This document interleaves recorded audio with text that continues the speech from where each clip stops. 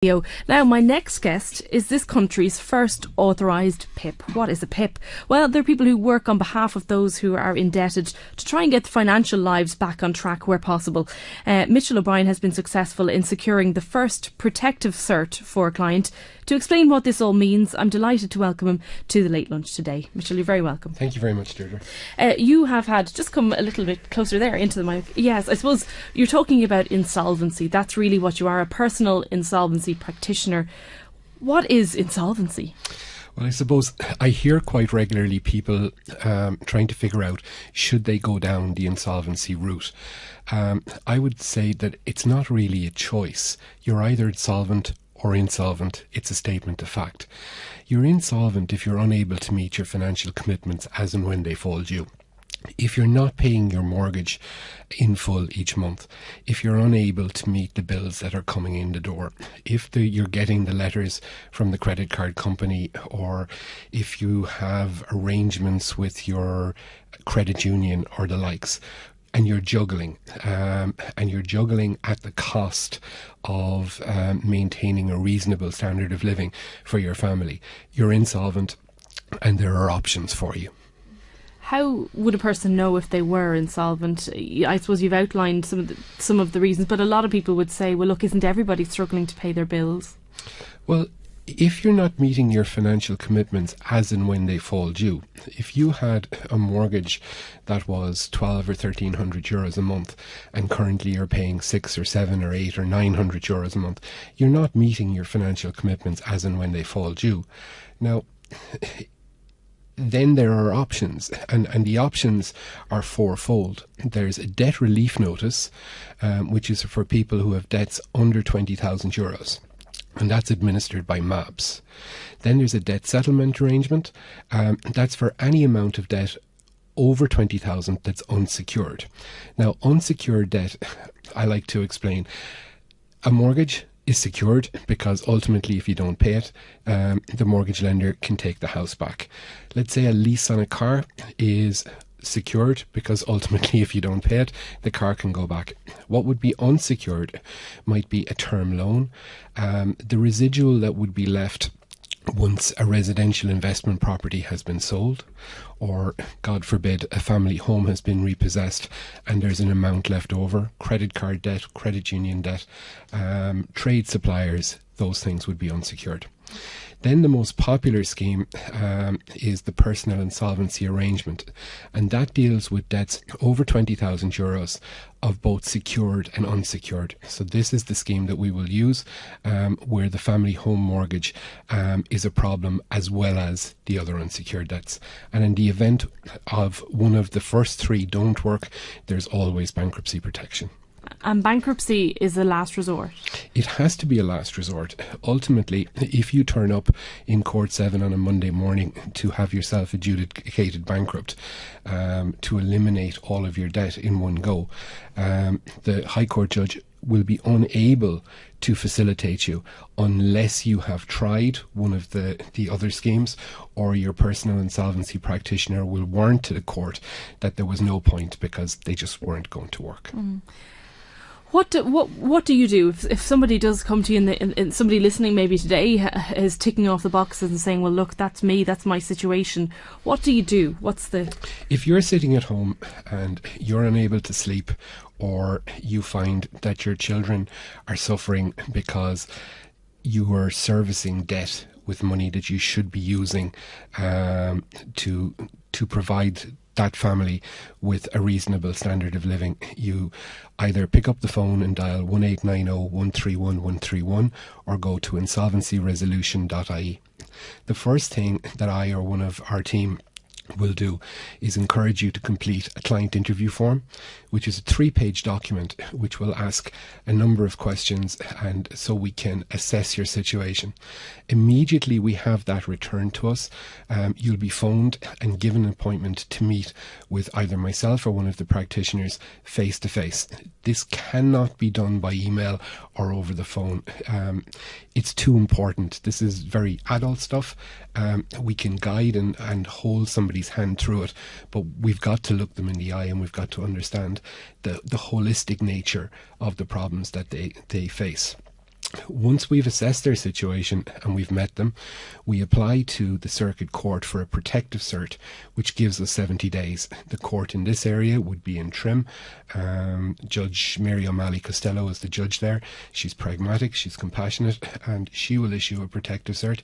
And it's during that 70 days that we will contact your creditors. Your creditors, it then becomes an offence under the 2012 Act for your creditors to contact you.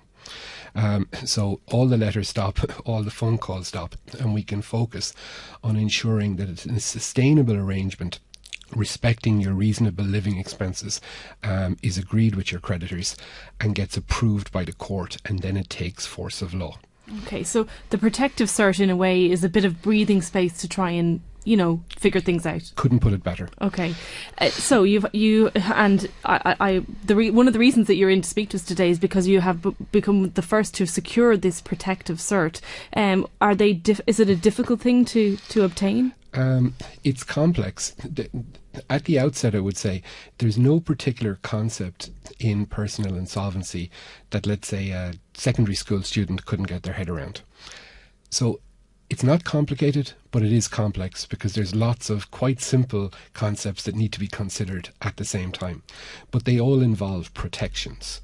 The most important, if you ask me to sum up the legislation, the Personal Insolvency Act 2012, and what it introduced is it introduced the concept of reasonable living expenses into law, which is an amount of money, an amount of income that a family can have each month before there's a legal obligation on them to service debt. How do you figure that out? One person's idea of reasonable living expenses can differ to another. So does the court figure that out? Or no, we figure it out. I suppose when somebody is insolvent, what we've got to do is we've got to return them to solvency in a fair, transparent and equitable manner within a prescribed period of time, seeking to protect the family home, their reasonable living expenses and reasonable assets associated with their employment, trade, profession or vocation.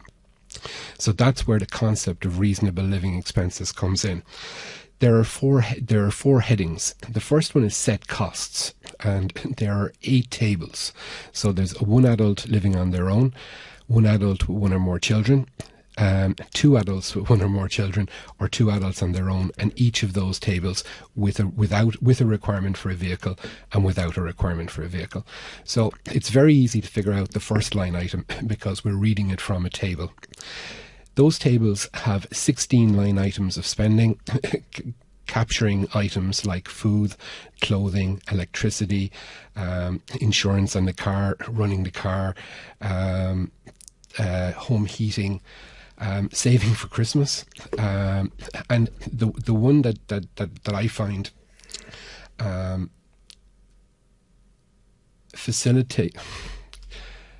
facilitates the standard of living is social participation and inclusion. There's a line in there so that a family can, go for a pizza on the last Friday of every month, that when there's a christening or a communion, that there's money provided for that. Now, the personal insolvency practitioner or anybody else doesn't want to micromanage those spending categories, but what it is it's a very handy budgeting tool because it lays it out very clearly in the different categories. So that's that area. The second one is housing. So the roof over your head. So if you're a young couple and you're renting, well, rent is your housing cost. But if you have a mortgage, the mortgage is your housing cost. That's protected. Third, childcare. So if the adults in the household are working, if you don't provide for childcare, well then the adults can't work and the whole thing degenerates. And then the fourth one is special circumstance costs. And special circumstance costs are costs that a household needs to incur that isn't caught in either set costs, housing or childcare. So, if somebody has been ill and they need to maintain their life insurance, if there's an elderly parent living with a family, if there is, like we're dealing with this morning, a child with a disability and there need to be therapy costs covered, that's where they would sit. So we add those 4 categories together and they're the reasonable living expenses. So you deduct that from your income and whatever you have left over is what will satisfy your unsecured debts. I suppose the message is really that everything can be worked up to a point. Everything can be worked out for somebody listening, because the situations that you describe in terms of getting phone calls or letters, very often people tend to take an ostrich approach, put the head in the sand and try and forget that it's happening. The problem with the ostrich approach is when the head is down, the ass is up, and it's exposed, and it usually gets a kick. And what you're trying to do is to keep out of the court system. Obviously, we go to court to secure the protector cert, and at the very end of the process, the proposal that is agreed becomes an arrangement when the judge approves it. There's no need for debtors or clients of ours to be attending court. It happens behind the scenes for them. It's about reducing stress and focusing on getting them back on track. As somebody who's working in that area, like, what has been your experience of it, Mitchell? For people, sometimes it's a source of, personal embarrassment, maybe, that, to have to admit and put their hands up and say, look, I really need help in this. I'm quite sure that there's not a person in the country that doesn't have a close friend or a family member that doesn't have a debt issue that they're trying to deal with. This is nothing to be embarrassed about. The three tenets that we operate under are fairness, transparency and equity, which will ensure that what can be paid will be paid, and what can't be paid will ultimately be written off. The reasonable living expenses, I suppose, that has been controversial sometimes, when it was being worked out, when all these initial the arrangements were being mooted to the public, and people were wondering how that was going to be figured out. But you've outlined it quite clearly. So in terms of a time frame, what are the time frames for the various options that you've outlined, the 4 options? Excuse me. When somebody would make contact with us, we will have the client interview form out to them that day. In the first instance, if they have internet access, we'll point them to insolvencyresolution.ie, where they can download it. And sometimes people ring in the morning and have the form completed and back to us in the afternoon.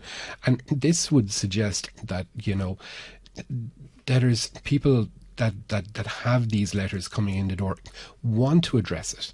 It's just they can't. And it has to be holistic, because, if you owe 3, 4, or 5 different creditors money, the credit union will want, we just want €40 a week. And the credit card company just want €20 a month. And the mortgage company just want a little bit more than you can afford to pay. And I suspect that that's how they satisfy themselves, that they're not leaving something on the table. But now, particularly in light of the government announcements last week on the veto, which was very controversial in personal insolvency, being limited or to a large degree eliminated altogether, your personal insolvency practitioner will be able to construct a proposal, and regardless of how your creditors vote at it at a creditors meeting, it will go back before the circuit court judge, and that court will approve it or not, without fear or favour or with any reference to who the specific creditors are. I take it from what you're saying there that you welcome that veto, or that I suppose relinquishing of the veto. Well, the mechanism announced by government was actually exactly as per a submission that our firm, Insolvency Resolution Service, made to government. And it was handed to the Taoiseach, the Taoiseach, and the Minister for Justice, Francis Fitzgerald, on January 28th. And, the big wheel turns slow, but between the 28th of January and May, to basically eliminate the veto from probably the most powerful lobby group in the country, being the Irish Banking Federation, it's something that we're very proud of. The personal fallout from insolvency, you're at the coalface of it, you see it firsthand. For somebody that's in fear of their home being repossessed, I suppose the lifting of that has to be a major weight off people's shoulders. It is. It's funny. Well, I'm not sure if funny is the appropriate word. We've met some 2,000 people in financial distress over the last 2 years at a rate of about 20 a week. In about 70 to 80% of consultations, there will be tears. They're not when you would have expected, when they're telling the tale of how hard it is. It's actually when they're looking at the reasonable living expenses and they realise that they will be able to afford to throw the birthday party for the 7-year-old that they didn't do last year because it was a choice between that, the electricity, or a minimum payment on the mortgage. That's when the tears come. It's an absolute relief. And, you know, the relationship you have with your personal insolvency practitioner is very important. And it's got to be one-to-one. There has to be the face-to-face meeting. I am hugely opposed to this being done by email and over the phone. Because, you know, this is somebody's life, this is somebody's family unit. The amount of marriages that have broken up as a result of the stresses and strains of unsustainable debt, you know, that's what we're here to assist with, and that's what makes the job that we do doable. I suppose I have to ask you first up, PIPs, you're giving a professional service. So what about the fees that are involved? People might be reluctant because they feel, well, look, that's another cost that I can't afford. Excuse me, just a little sup of water there. Yeah. We charge €150 plus VAT for an initial consultation, and absolutely everybody that contacts us gets the offer of that on a pro bono basis. Now, pro bono is a very interesting word. It comes from Latin, and the direct translation is for the good of. So don't be afraid to pick up the phone. Dial 1890 131 131 and somebody will speak to you and we will guide you through the process. The fees are as it is designed in legislation. The legislators understood that these people are insolvent so that they don't have upfront fees. Ultimately, fees will be at the expense of your creditors. And will be voted on as part of the proposal before it becomes an arrangement. So that's how it's worked out. That's well, listen, how it's worked. Mitchell, it's been enlightening, and I'm sure for anybody listening that might be in financial difficulty, you've certainly given us plenty of food for thought today. And that number that you give out is the number to contact if somebody feels... 1890 131 131 or insolvencyresolution.ie. Mitchell O'Brien, thank you for joining us. Thank you, Ginger.